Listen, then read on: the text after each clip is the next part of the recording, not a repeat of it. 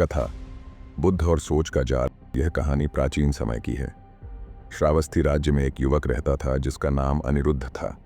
अनिरुद्ध पढ़ा लिखा और समझदार था, लेकिन उसकी एक समस्या थी जिसने उसे बेचैन और अशांत बना दिया था। वह अत्यधिक सोचने की आदत से परेशान था। उसकी यह आदत उसे हर पल चिंताओं और शंकाओं में उलझाए रखती। जब वह कोई काम करता तो उसके दिमाग में असंख्य सवाल घूमने लगते। अगर यह काम गलत हो गया तो क्या होगा?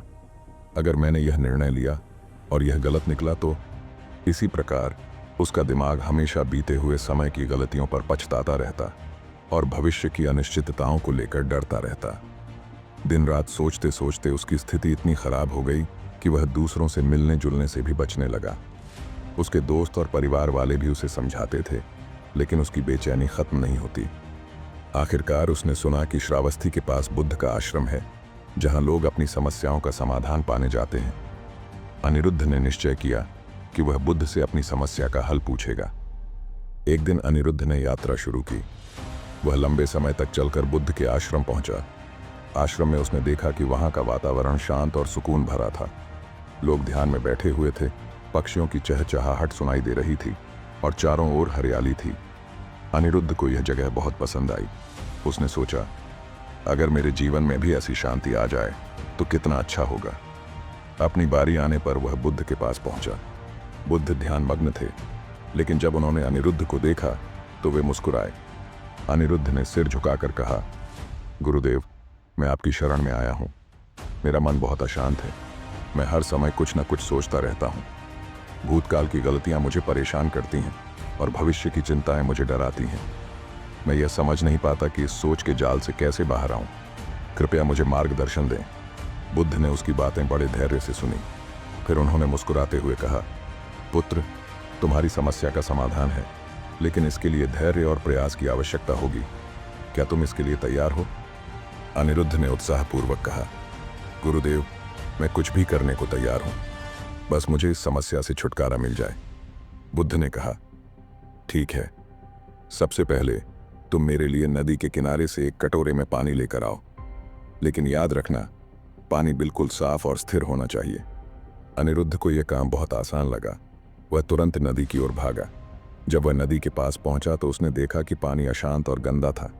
तेज हवा के कारण पानी में लहरें उठ रही थीं और मिट्टी ऊपर आ गई थी। उसने कई बार कोशिश की, लेकिन हर बार पानी गंदा ही निकला। थोड़ी देर बाद वह निराश होकर बुद्ध के पास लौटा और बोला, गुरुदेव, पानी तो साफ ही नहीं हो रहा, मैं इसे नहीं ला सकता। बुद्ध ने मुस्कुराते हुए कहा, कोई बात नहीं, थोड़ा धैर्य रखो और कुछ समय बाद फिर से प्रयास करो। अनिरुद्ध कुछ देर रुका और फिर से नदी पर गया। इस बार उसने सोचा कि शायद अब पानी साफ हो चुका होगा, लेकिन वहां पहुंचने पर उसने देखा कि पानी अब भी गंदा था। वह और भी निराश हुआ। उसने सोचा, शायद यह काम मेरे बस का नहीं है। वह वापस बुद्ध के पास गया और बोला, गुरुदेव, मैंने फिर से कोशिश की, लेकिन पानी अब भी साफ नहीं हुआ। मुझे लगता है कि मैं यह काम नहीं कर सकता। बुद्ध ने बड़े शांत स्वर में कहा, पुत्र, कभी कभी समस्या का समाधान तुरंत नहीं मिलता।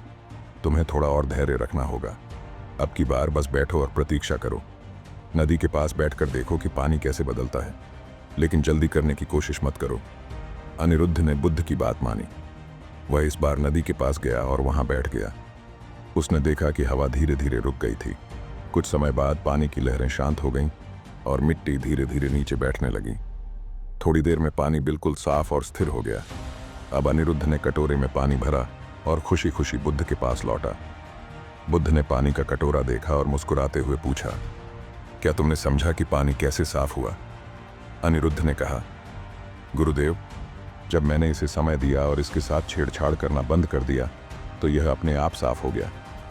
बुद्ध ने कहा, बिल्कुल सही, यही नियम तुम्हारे मन का भी है। जब तुम अपने विचारों को जबरदस्ती रोकने या उनसे लड़ने की कोशिश करते हो तो वे और ज्यादा अशांत हो जाते हैं, लेकिन यदि तुम उन्हें स्वाभाविक रूप से आने और जाने दो, बिना उन्हें पकड़ने या दबाने की कोशिश किए, तो वे अपने आप शांत हो जाते हैं। अनिरुद्ध ने पूछा, गुरुदेव, लेकिन मैं अपने विचारों को जाने कैसे दूं? यह तो बहुत कठिन लगता है। बुद्ध ने उत्तर दिया, यह कठिन है, लेकिन असंभव नहीं।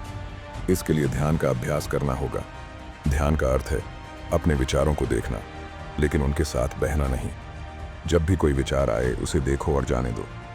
जैसे नदी की लहरें आती हैं और चली जाती हैं, वैसे ही तुम्हारे विचार भी आते हैं और चले जाते हैं। अनिरुद्ध ने बुद्ध की शिक्षा को गंभीरता से लिया। उसने प्रतिदिन ध्यान का अभ्यास करना शुरू किया। शुरू में उसे कठिनाई हुई। उसके विचार बहुत तेजी से आते और उसे विचलित कर देते। लेकिन धीरे धीरे उसने यह समझ लिया कि विचार स्वाभाविक हैं और उन्हें रोकने की कोशिश करने के बजाय उन्हें देखना और जाने देना चाहिए। कुछ महीनों के अभ्यास के बाद अनिरुद्ध का मन पहले से अधिक शांत और स्थिर हो गया।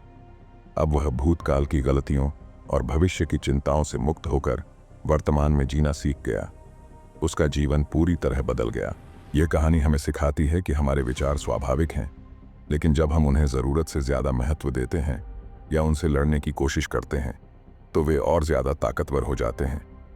ओवरथिंकिंग से बचने का उपाय है ध्यान और धैर्य। जैसे नदी का पानी समय के साथ अपने आप साफ हो जाता है, वैसे ही हमारा मन भी समय और अभ्यास से शांत हो सकता है।